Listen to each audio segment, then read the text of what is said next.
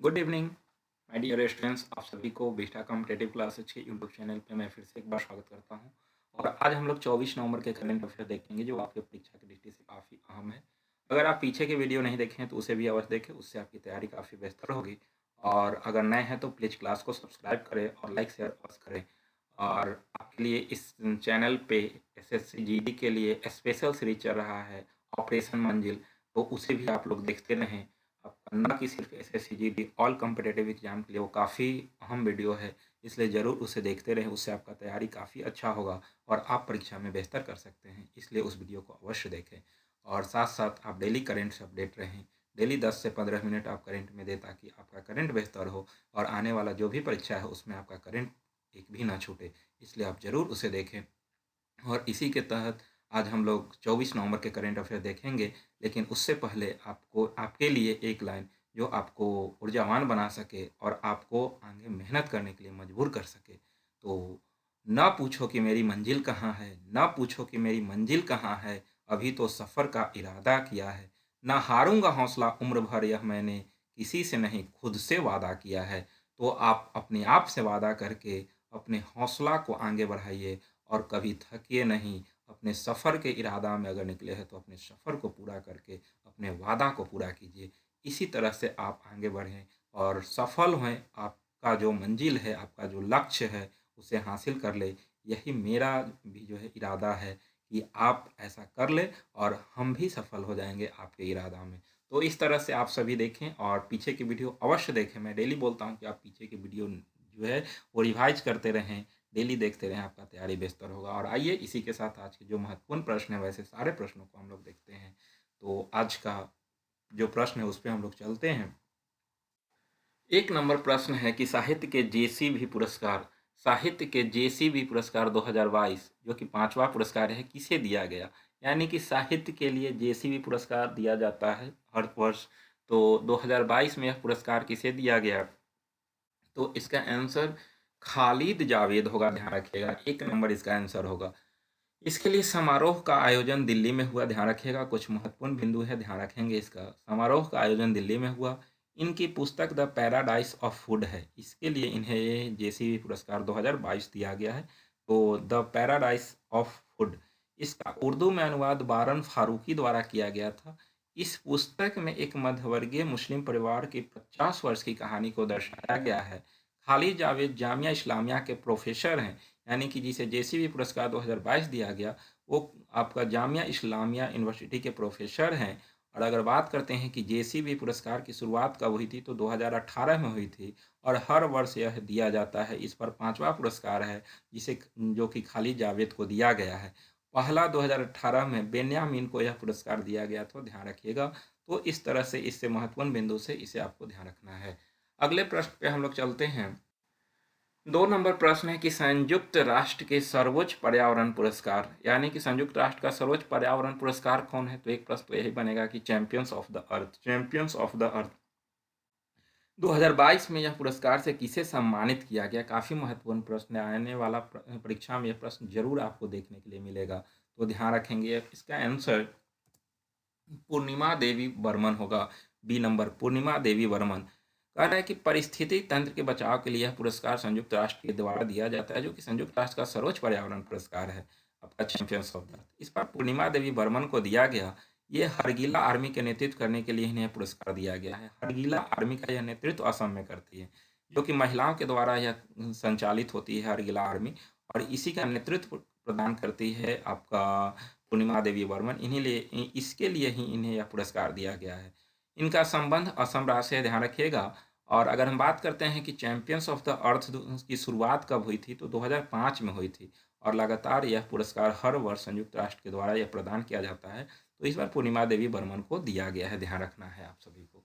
अगला प्रश्न है 3 नंबर कि समाज की सेवा के लिए डॉक्टर कलाम सेवा पुरस्कार से किसे सम्मानित किया गया। तो आज लगातार 3 पुरस्कार है जो एक जगह मैं रख दिया हूँ ताकि आपके लिए आसान हो पढ़ने के लिए, तो ध्यान रखिएगा। डॉक्टर कलाम सेवा पुरस्कार, जो कि समाज की सेवा के लिए यह पुरस्कार दिया जाता है, ध्यान रखेंगे। और इस बार यह पुरस्कार किसे दिया गया, तो इसका आंसर 1 नंबर हो जाएगा। आपका रवि कुमार सागर को यह पुरस्कार दिया गया है। रवि कुमार सागर को पुरस्कार दिया गया है और सबसे बड़ी बात है कि रवि कुमार सागर को यह पुरस्कार जो दिया गया, ये सबसे कम उम्र के व्यक्ति हैं जिन्हें यह पुरस्कार से सम्मानित किया गया है। तो ये ध्यान रखेंगे आपकी जो है, ये सबसे कम उम्र के व्यक्ति हैं जो जिन्हें यह पुरस्कार प्रदान किया जा रहा है।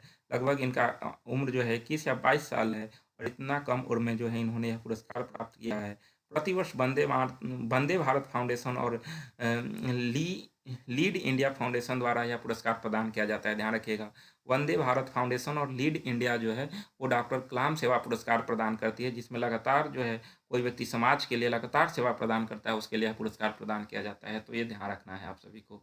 अगला प्रश्न पे हम लोग चलते हैं, 4 नंबर प्रश्न। तो ये है, जवाहरलाल नेहरू पोर्ट अथॉरिटी ने जेएनपीए ने किसके साथ मिलकर सतत समुद्री जल गुणवत्ता निगरानी स्टेशन तथा पर्यावरण निगरानी वाहन लॉन्च किया है? तो ये आप ध्यान रखेंगे कि जवाहरलाल नेहरू पोर्ट अथॉरिटी और किसके साथ मिलकर सतत समुद्री जल गुणवत्ता निगरानी स्टेशन तथा पर्यावरण निगरानी वाहन को लॉन्च किया है। तो काफ़ी महत्वपूर्ण प्रश्न है, इसका आंसर हो जाएगा आईआईटी मद्रास। आईआईटी मद्रास के साथ जो है वो मिलकर ऐसा किया है जिससे पर्यावरण को फायदा हो सके और इसका उद्घाटन जो है वो जेएनपीए के चेयरमैन संजय सेठी ने किया है, ध्यान रखिएगा। उसके चेयरपर्सन है संजय सेठी, उन्होंने ही इसका उद्घाटन किया है। तो ये आपको ध्यान रखना है, काफ़ी महत्वपूर्ण प्रश्न है। अगले प्रश्न पे हम लोग चलते हैं, 5 नंबर पे। तो ई गवर्नेंस पर 25वां राष्ट्रीय सम्मेलन का आयोजन 26 से 27 नवंबर के बीच कहाँ किया किया जाएगा? यानी कि ई गवर्नेंस पर 25वां राष्ट्रीय सम्मेलन होने वाला है और इसका आयोजन 26 से 27 नवंबर के बीच होगा। तो इसका आयोजन कहाँ होगा? तो इसका आंसर जम्मू कश्मीर हो जाएगा, सी नंबर होगा, ध्यान रखिएगा। जम्मू कश्मीर के कटरा में इसका आयोजन किया जाएगा, जो कि 2 दिवसीय सम्मेलन है और इसका विषय है नागरिक, उद्योग और सरकार को करीब लाना। इसका विषय है, ध्यान रखिएगा। तो राष्ट्रीय इसमें जो है कुछ राष्ट्रीय पुरस्कार भी प्रदान किया जाता है, जिसमें उस समय दिया जाएगा। तो ध्यान रखिएगा कि इसका विषय क्या है, तो नागरिक, उद्योग और सरकार को करीब लाना इसका मुख्य विषय है, ये ध्यान रखना है आप सभी को। अगला है 6 नंबर प्रश्न पे हम लोग चलते हैं। 6 नंबर प्रश्न है कि हाल ही में किस फुटबॉलर ने मैनचेस्टर यूनाइटेड छोड़ दी? यहाँ सॉरी छोड़ दी हो गया, तो छोड़ दी है, ध्यान रखिएगा। हाल ही में किस फुटबॉलर ने मैनचेस्टर यूनाइटेड छोड़ दी है?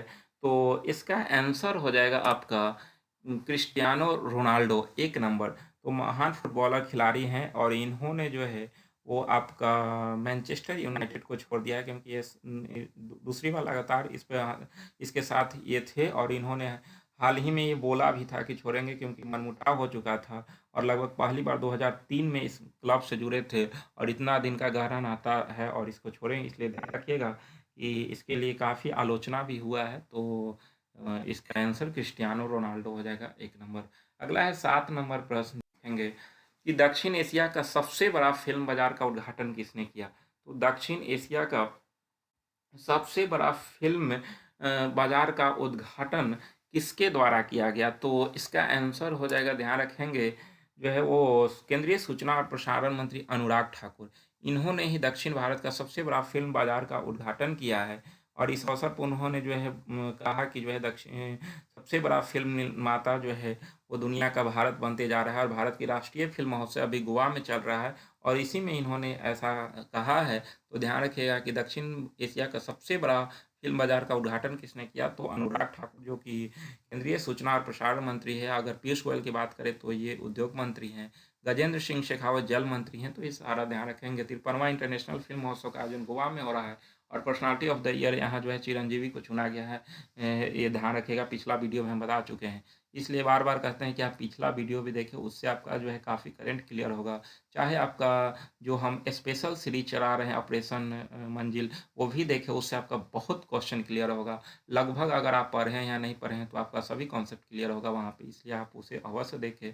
अगला प्रश्न पे हम लोग चलते हैं, 8 नंबर, कि सारंग भारतीय फिल्म महोत्सव का आयोजन किस देश में भारतीय दूतावास द्वारा किया गया? तो सारंग भारतीय फिल्म महोत्सव का आयोजन जो है वो, इसका आंसर दक्षिण कोरिया के साथ मिलकर किया गया है, ध्यान रखिएगा। और ये 18 से 20 नवंबर के बीच संपन्न हुआ और इसमें पुरस्कार विजेता समीक्षक और जो भी प्रशंसित हिंदी और लोकप्रिय क्षेत्रीय फिल्मों का बुसान सिनेमा सेंटर कोरिया इस सब टाइटल के साथ प्रदर्शित किया गया। और इसमें जो है वो प्रदर्शित होने वाली पहली हिंदी फिल्म जो बनी वो पद्मावत बनी है, तो ध्यान रखिएगा। और इसका आंसर दक्षिण कोरिया हो जाएगा। तो सारंग भारतीय फिल्मोत्सव का आयोजन कहाँ हुआ, तो दक्षिण कोरिया में, और भारतीय दूतावास द्वारा किया गया है। और इसमें प्रदर्शित होने वाली पहली फिल्म पद्मावत बनी है, ध्यान रखना है। अगले प्रश्न पे हम ध्यान रखना है आप सभी को कि 400 ध्यान रखेंगे कि अहोम विद्रोह जो हुआ था वो असम में हुआ था और इसका नेतृत्व गोमधर कुंवर ने किया था। ध्यान रखेंगे, इसका नेतृत्व गोमधर कुंवर ने किया था और असम में ये विद्रोह हुआ था 1828 में। तो इसलिए अहोम विद्रोह काफ़ी जो एग्जाम में पूछा जाता है कि अहोम विद्रोह का नेतृत्व किसने किया था, तो गोमधर कुंवर ने। और इसका ये संपन्न हुआ था 1828 में और असम में यह हुआ था, ध्यान रखिएगा। और वही लचित बरफुकन का भी 400वीं जयंती मनाया जा रहा है, जिसका उद्घाटन जो है हेमंत बिस्वा शर्मा असम के मुख्यमंत्री के द्वारा किया गया है, ध्यान रखेंगे। अगला प्रश्न है, तो सवाल हमारा जवाब आपका मैं फिर से एक बार आप सभी का स्वागत करता हूं। बहुत अच्छा लगा कि आप सभी ने, बहुत लोगों ने कमेंट किया और इसी तरह से आप सभी कमेंट करते रहें। मुझे काफ़ी अच्छा लगता है जब आप कमेंट करते हैं, आपका गलत हो या सही हो लेकिन कमेंट करें, इससे आप सीखते हैं। तो सीखने में कभी पीछे नहीं होना चाहिए और इसी तरह से आप सीखते रहें। अगर गलत करेंगे फिर भी सीखेंगे, सही करेंगे और अच्छा से सीखेंगे। तो इसलिए जो है आप सभी सीखते रहें। डेली जितने लोग वीडियो देख रहे हैं सभी लोग कमेंट करें, जितने लोग हों। ये ना देखें कि अगर लोग किए हुए तो हम नहीं करें, ऐसा सोचना नहीं है। आप बिल्कुल करें, आपसे गलत भी हो तो आप गलत ही करें लेकिन ज़रूर करें और वीडियो देखें अंत तक। जो है वो सवाल हमारा जवाब आपका में आने के लिए जो है अंत तक आप वीडियो में बने रहें और आकर इस वीडियो को देखें। तो इसका आंसर जो है वो ध्रुवन की घटना घटती है, तो इसका आंसर अनुप्रस्थ तरंग। बहुत लोगों ने किया, बहुत अच्छा मुझे लगा है। और अगला प्रश्न है 10 नंबर पे हम लोग अगला चलते हैं। सवाल हमारा जवाब आपका में आपका जो प्रश्न है आपका, तो काफ़ी महत्वपूर्ण प्रश्न है, ध्यान रखेंगे।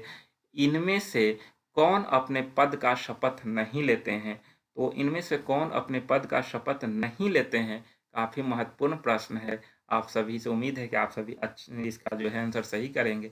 अगर गलत भी हो तो कोई दिक्कत नहीं है, हम सही करवा देंगे। तो कौन अपने पद का शपथ नहीं लेते हैं, राष्ट्रपति, उपराष्ट्रपति, स्पीकर या प्रधानमंत्री। तो इसका कमेंट बॉक्स में आप कमेंट करें, मुझे काफ़ी अच्छा लगता है। मैं फिर से कहूँगा कि आप सभी ज़रूर कमेंट करें। तो आज यहीं तक, फिर हम मिलेंगे नेक्स्ट वीडियो में। लेकिन फिर से मैं एक बार कहूँगा कि आप सभी जो है वो क्लास को शेयर करें, जितना हो सके क्लास को शेयर करें। और आप सभी जो है वो मेहनत करें, पीछे की वीडियो भी अवश्य देखें, इससे आपका तैयारी बेहतर होगा। और आप सभी को बहुत बहुत धन्यवाद। आप सभी अपने लक्ष्य को हासिल करें, आप सभी को अपना मंजिल मिले। तो बहुत बहुत धन्यवाद आप सभी।